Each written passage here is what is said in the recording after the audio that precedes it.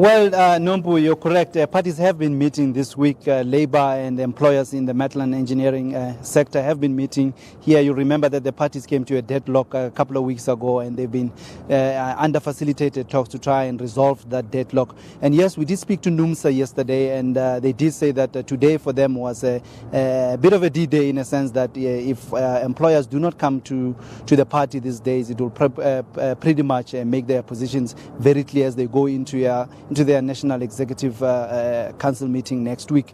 As to whether there was developments or not, I'm not too sure about that one, as we were not really part of the meeting. But I do have someone with me here who was part of the meeting. It's Mr. Thulani Mthiani, who's the General Secretary of the Metal and Engineering Bargaining Council. Mr. Mthiani, where are we at this point in time?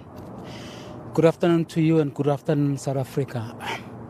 We had a very sensitive negotiations, and our parties have requested that they should be given space and time to go back to their constituency, report the outcome of today's meetings, and also get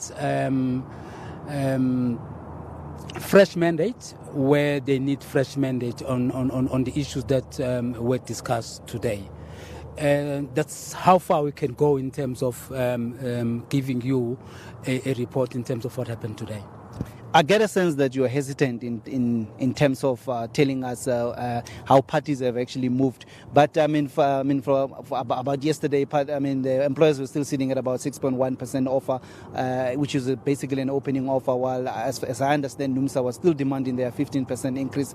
Without perhaps divulging too much in terms of where parties are at, have we seen any movement from those opening offers?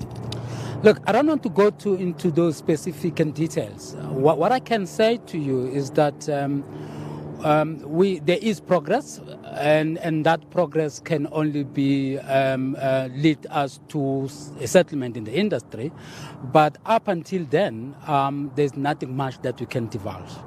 So I suppose this progress you're talking about is actually on the wage offer. There are other issues though on the table. I think the union did table about 28 demands. Have we seen movement or have we attended to those issues by now? Look, as I've said, we have moved from the position which led to a deadlock and a dispute in the industry, but the details we're not going to divulge. My understanding was that today was the last round of talks, was the last day of the current round of talks, and parties were pretty much free to decide what they were going to do, because the big deadline that is coming is the 30th of this month, which is the time when the current wage agreement expires. Where to from here? Look, today was not the last day. We're meeting again next week from Tuesday to Thursday, or Friday if needs be. And we are going to meet almost every day to make sure that come the 30th, there is a settlement in the industry.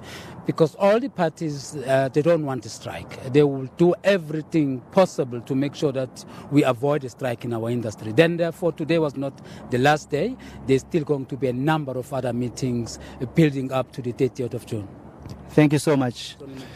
As you heard it, Nompu, that was Mr. Thulani Mthiani, the General Secretary of the Metal and Engineering Bargaining Council.